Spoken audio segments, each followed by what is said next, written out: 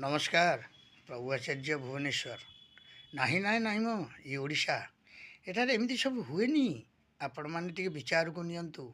କାରଣ ଭାଗବତ ଗୀତା ରାମାୟଣ ମହାଭାରତ ସବୁ ଗ୍ରନ୍ଥ ଆମେମାନେ ପଢ଼ୁଛନ୍ତି, କିନ୍ତୁ ଗ୍ରନ୍ଥରେ ବର୍ଣ୍ଣିତ ଅଛି କ'ଣ, ମୂଳୁ ମାଇଲେ ଗଲା ସରି ଦେବଙ୍କ ସଙ୍ଗେ କିମ୍ପା କଳି। ଆପଣ ସେ ମୂଳରୁ ସେ ଯେଉଁ ଗୁଟୁକା ଯେଉଁ ମଦ ଯେଉଁ ଆଇଟିସି କମ୍ପାନୀ ଯାହାଠୁ ଆପଣମାନେ ଆଡ଼ଭର୍ଟାଇଜମେଣ୍ଟ କରୁଛନ୍ତି, ସବୁ ମୁଁ ଦେଖୁଛି ରାସ୍ତାଘାଟରେ ସବୁ ବଡ଼ ବଡ଼ ଫଟୋ ଦେଇକି ବଡ଼ ବଡ଼ ସିନେ ଆର୍ଟିଷ୍ଟ ମାନେ ମଧ୍ୟ ୟା ଦେହରେ ଆଡ଼ଭର୍ଟାଇଜମେଣ୍ଟ କରୁଛନ୍ତି। ସେଗୁଡ଼ା ବନ୍ଦ କରନ୍ତୁ।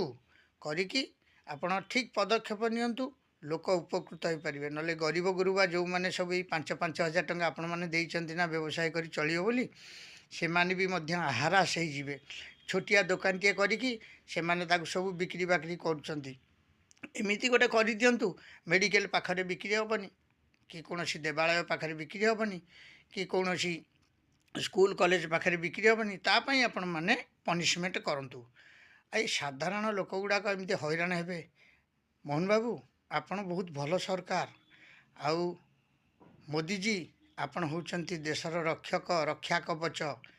କିନ୍ତୁ ଆପଣ ଯେବେ ଏମିତିକା ସବୁ ପଦକ୍ଷେପ ସବୁକୁ ନେଇକି ଲୋକମାନଙ୍କ ଉପରେ ପେଷଣ କରନ୍ତି, ତାହେଲେ ଲୋକମାନେ ଜିଅନ୍ତାରେ ଆଜ୍ଞା ମରିଯିବେ। ତାକୁ ଟିକେ ବିଚାରକୁ ନିଅନ୍ତୁ। ଆଉ ଯେଉଁମାନେ ଆକୁ ଦେଖୁଛନ୍ତି ଟିକେ ଲାଇକ୍ ସେୟାର ସବସ୍କ୍ରାଇବ୍ ବହୁ ମାତ୍ରାରେ କରନ୍ତୁ।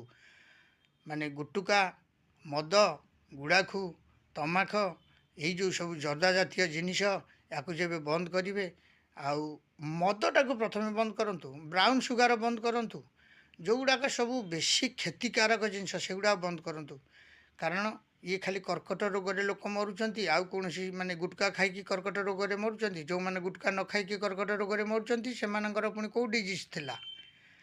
ନାଇଁ, ଟିକେ ବିଚାରକୁ ନିଅନ୍ତୁ। ଓଡ଼ିଶାବାସୀ ୟାକୁ ଟିକେ ଲାଇକ୍ ସେୟାର ସବସ୍କ୍ରାଇବ୍ ବହୁ ମାତ୍ରାରେ କରିବେ। ମୁଁ ପ୍ରଭୁଜୀ କ୍ରିଏସନ୍ ମାଧ୍ୟମରେ ୟାକୁ ଦେଉଛି।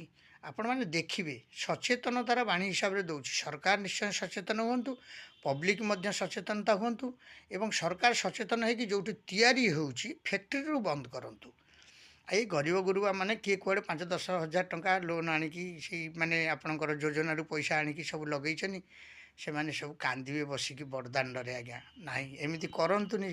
ନାହିଁ ନାହିଁ ନାହିଁ ମ ଏ ଓଡ଼ିଶା, ଆପଣ ଏମିତି କରନ୍ତୁନି। ଜଗନ୍ନାଥ ସହିବେନି। ଜୟ ଜଗନ୍ନାଥ। ପ୍ରଭୁ ଆଚାର୍ଯ୍ୟ ଭୁବନେଶ୍ୱର। ଜୟ ଜଗନ୍ନାଥ। ତାକୁ ଲାଇକ୍ ସେୟାର ସବସ୍କ୍ରାଇବ୍ ବହୁ ମାତ୍ରାରେ କରନ୍ତୁ। ଆପଣଙ୍କୁ ମୁଁ ଅନୁରୋଧ କରୁଛି, କାରଣ ସଚେତନତାର ହିସାବରେ ମୁଁ ଦେଇଛି।